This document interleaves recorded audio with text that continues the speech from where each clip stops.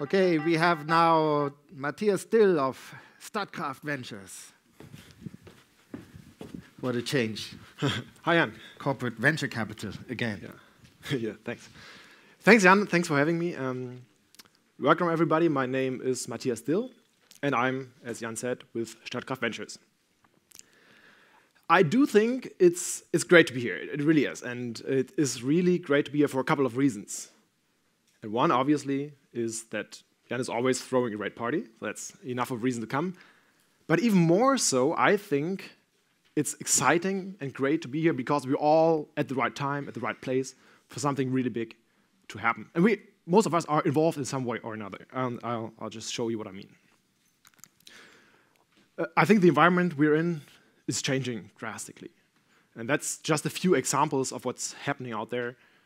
And there's many more to add. I mean, utility, like traditional players, having trouble with their share prices. Commodity or technology is really becoming affordable. It's really getting cheap. And also, installation of renewables is picking up rapidly. And I just picked that example, a solar installation in the UK, because it's not what you initially would think if you think of the perfect place to install solar panels. But so that's all changed. That's already happening. That's some things that you, like 10 years ago, maybe could not have imagined. But we're in the middle of something really changing drastically. And depending on what side of the slide you're at, you might find that threatening, or you could, I mean, we're all entrepreneurs to some degree. You might find that's a great opportunity to doing great business, to building great companies. And not only building great companies, but also, by doing so, have a great impact for a cleaner and better planet. So that's just one example. It used to be really easy. There is like somebody producing energy, maybe even the same firm delivering it over the grid, and then there's consumer just getting the same kind of contract and paying at the end of the month. So that used to be like 10 years ago, and it has started to unbundle already, and you can imagine that it's already on the way that in 5, 10 years, it's going to be completely different. It's going to be different in lots of aspects, right? But I think the core message is, or what that slide tries to show, it's going to be lots of more niches, lots of more players, and lots of more topics and challenges to be addressed. And as I said, that is definitely great if you're an entrepreneur, if you're looking for opportunities, if you want things to change, and if you want to profit from driving that change yourself. So I think there's tons of opportunities, and the driving force, I mean, it's a recipe for revolution, right? Costs are coming down for technology, old players are struggling, there's new niches coming up, so that is a recipe for something great. But I think an important ingredient is smart entrepreneurs, right?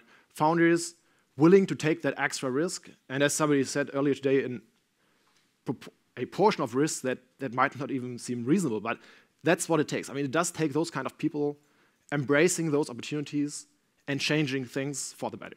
I think they deserve all the support they can get, and obviously, I mean, what we can do, what venture capitalists can do is only two things. I mean, providing cash is one, and being helpful and not obstructive, maybe, is the other thing. And let me just talk real brief how we try to be good partners for everybody whose intention is to really disrupt that sector. So that's showing what we're looking for, what our kind of framework is, what our sweet spots are. So we're looking for entrepreneurs, for startups in a phase that's kind of using proven technology, so we're not really good at funding R&D work. Also, it has to be in the energy sector because I think that's, for one reason, where really lots of change is going to happening, where there's great opportunities coming up. And also, I mean, that's the background that we have. Statkraft Ventures, as being a venture fund backed by the Norwegian hydropower group, they are our only shareholder. And then we usually invest around 2 million per deal, and we're happy to syndicate with larger round. I mean, everybody in that audience knows it's a small world out there, a little too small for my perspective. So, but it's great because it's a family, and we're happy to work together with anybody pretty much, unless they have specific strategic goals in their investments. But other than that, we're really open and can syndicate rounds larger than that. We're a little focused on Europe, so we prefer startups based in Europe. Obviously, that does not mean that your operations are limited to a certain geographic region, but that's kind of the framework that we have. And then again, that's the hard facts, the financial part of what we do. But I do think, and I'm convinced that that's pretty much what everybody does. And there's been a lot of talk going on today and for ages about the value add that you can provide. And I think for me, it's a fine balance, because everybody's trying to provide value beyond the money. That's great. But personally, I think, and I'm convinced that you really have to be, or I have to be aware of my limitations, right? There's startups where the board is trying to run the company, or where a shareholder makes the CEO record on a quarter-hourly basis what he's doing. I think that's a recipe for trouble, for failure, actually.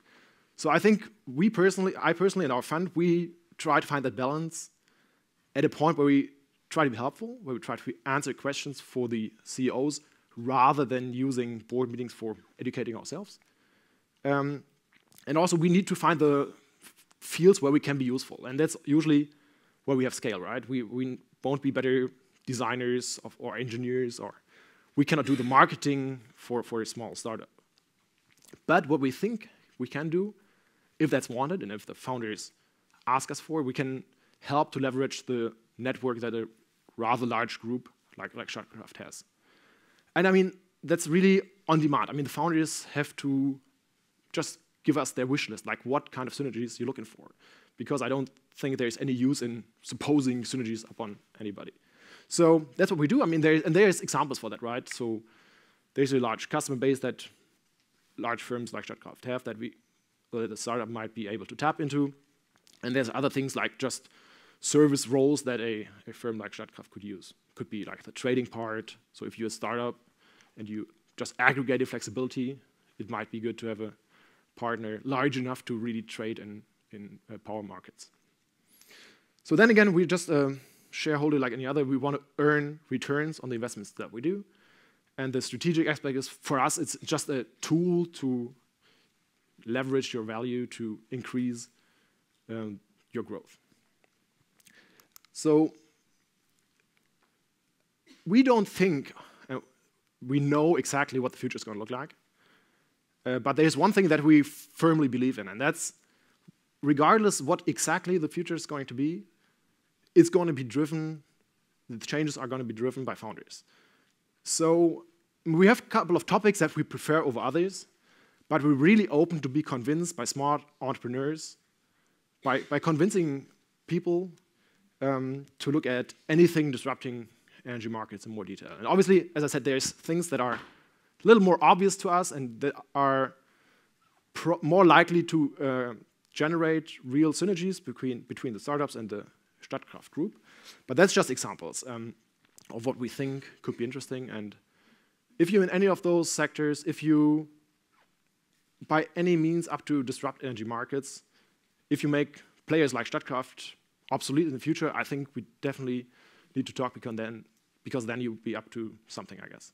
So that's all I've prepared, at least for today, and I'm really thankful to be here and be happy to talk to you after class and also about the fine print. Thanks.